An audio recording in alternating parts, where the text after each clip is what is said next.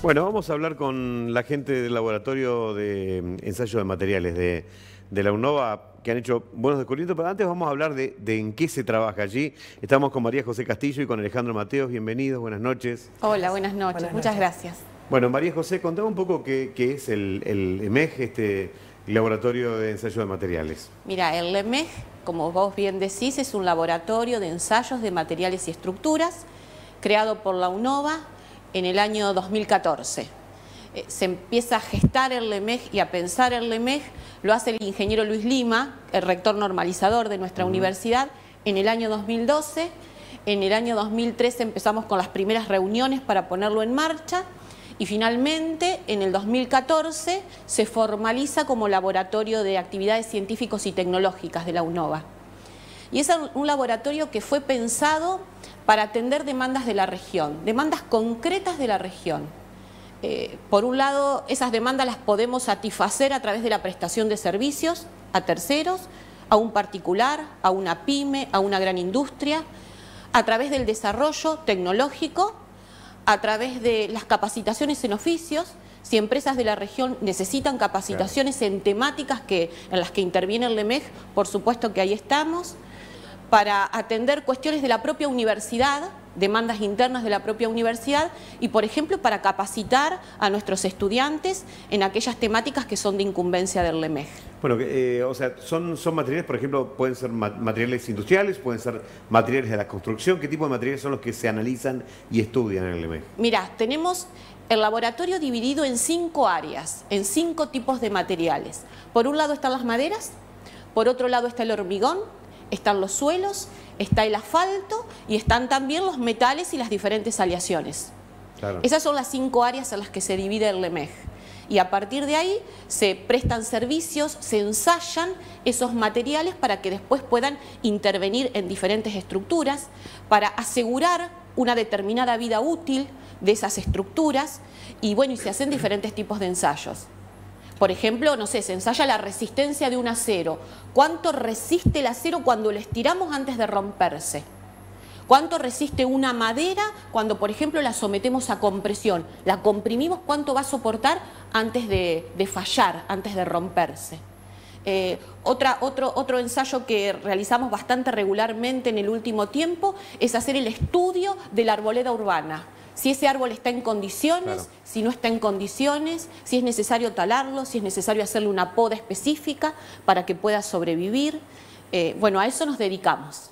Claro, y bueno, nosotros somos una llanura bastante tranquila, no tenemos demasiado movimiento, por lo tanto tampoco es que se ensaye tanto con hormigón, pero sí hay hormigones diferentes para un montón de usos, ni hablar cuando uno habla de zonas sísmicas o de suelos extremadamente blandos, como, sí, no sé, podríamos hablar de La Plata, que cuesta tanto, ¿no? Establecer algunas construcciones.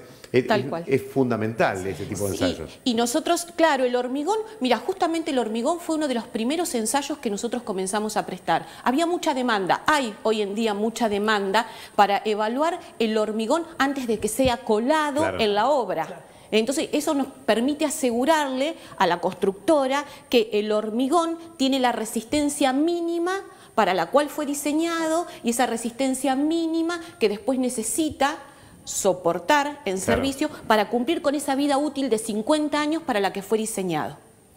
Bien, bueno, en el marco de este estudio y ensayo de materiales, contame un poquito, Alejandro, este descubrimiento que tiene que ver con algo que se conoce entre los comunes con un nombre comercial, que era un nombre de marca, que era Telgopor, que en realidad es poliestireno expandido, ¿no? Sí, la verdad que el desarrollo es muy atractivo, resultó muy importante, surge a partir de la materia prima con que se fabrica el Telgopor, que se llama poliestireno expandible, y nosotros lo que hicimos fue en el marco de un proyecto de investigación que ejecutamos dentro del laboratorio y que financia la UNOVA, después cualquier cosa profundizamos un poquito, fue que empezamos a ver cómo se comportaba, cómo podíamos hacer la dosificación, o sea, cómo podíamos cambiar ese proceso productivo para que sea posible aplicarlo en la industria de la construcción. Y fue así que llegamos a este material, ese que estamos viendo en pantalla. Y otra cosa muy importante es que nosotros, cuando uno lo quiere aplicar a la industria de la construcción, bueno, tenés que someterlo a los ensayos que se aplican los materiales con los cuales los querés comparar. Claro, hubo un tiempo donde nunca se hubiera medido resistencia del tergopol porque era algo secundario, sí. pero hoy en día se está utilizando para poner entre medio de las viguetas para formar la colada de un hormigón o, ¿por qué no como aislantes? Y esto cambia totalmente lo que se construye, ¿no? Sí, totalmente. Y otra cosa que tiene muy importante este material es su bajo peso. Que sabemos que en la industria de la construcción es toda industria pesada, es toda industria que tiene mucha masa dando vuelta, y que ya haya materiales livianos pero que resistan mucho es súper importante. Y otra cosa que tiene muy interesante el desarrollo es que absorbe poca agua, y de hecho si la absorbe no cambia sus dimensiones, no se ve muy afectado. Claro. Entonces eso le da un potencial de uso muy importante. Esto uno lo puede comparar incluso con las placas que son conocidas de yeso.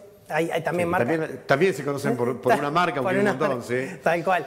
Y esas placas hoy responden bien, dan resultado, pero son pesadas y cuando se someten a humedad se cambian sus dimensiones, se caen, se estropean. Y este material viene un poco a suplir ese hueco, o por lo menos intentar. Contame porque hay diferentes densidades de tergopol y me imagino que ustedes han ensayado una que es bastante diferente para que cumpla la relación de placa de mampostería o de techo, ¿no? Sí, totalmente.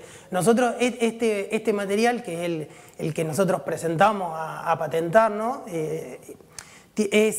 Tiene, por un lado, una densidad específica, mucha cantidad, y por el otro lado, una variación en el proceso productivo. No se obtiene exactamente igual como se obtiene el telgopor comercial. Que se separan como las gotitas, uno las puede separar con la mano. Es bien característico por eso. Este no se separa, quedan bien compactas, queda una superficie lisa, que en el telgopor no pasa.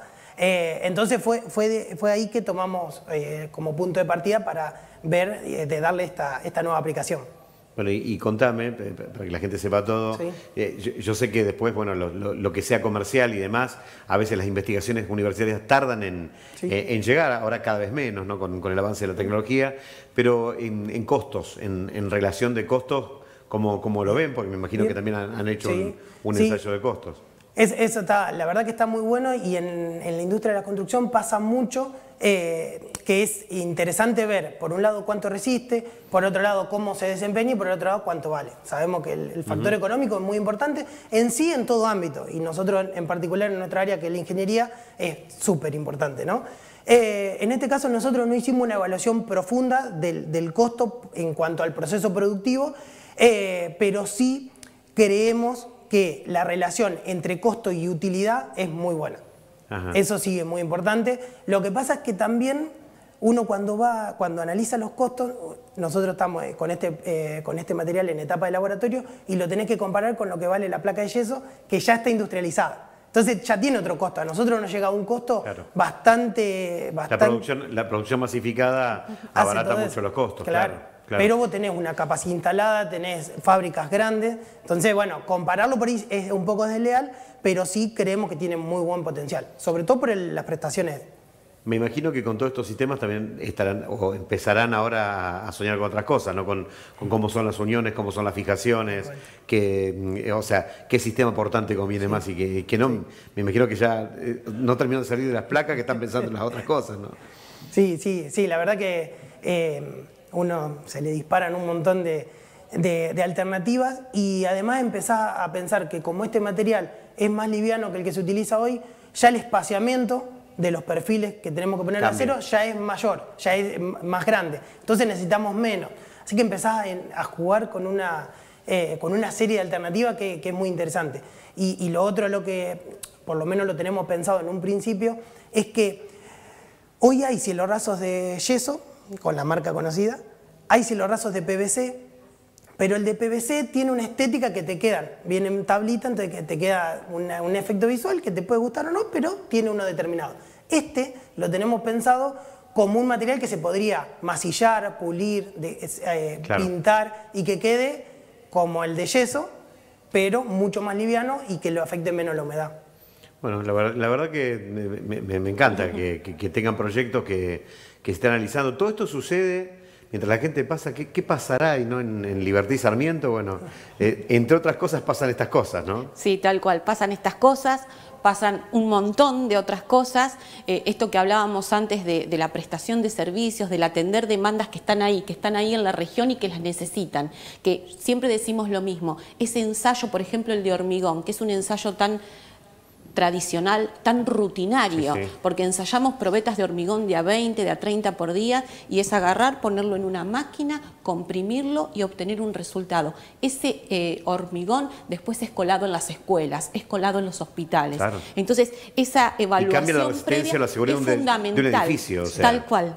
Sí, entonces mucho. Es un ensayo de rutina que se necesita, que debe ser realizado previamente a que el hormigón sea colado en nuestra región. Y antes, tal vez, cuando el LEMEG no estaba, esa probeta había que trasladarla a muchos kilómetros de distancia para que pueda ser evaluada.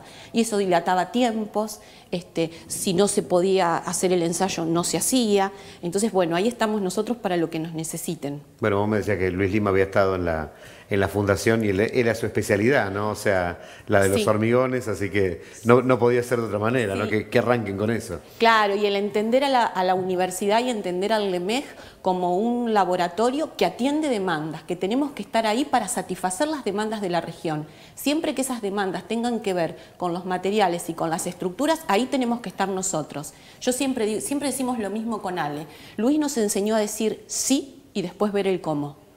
Y así aprendimos y así nos formamos y así nos manejamos. Primero diciendo que sí y después vemos el cómo. Pero si hay una demanda que tiene que ver con nosotros, ahí estamos. Muchísimas gracias por la visita. Gracias a ustedes, muchas gracias por recibirnos.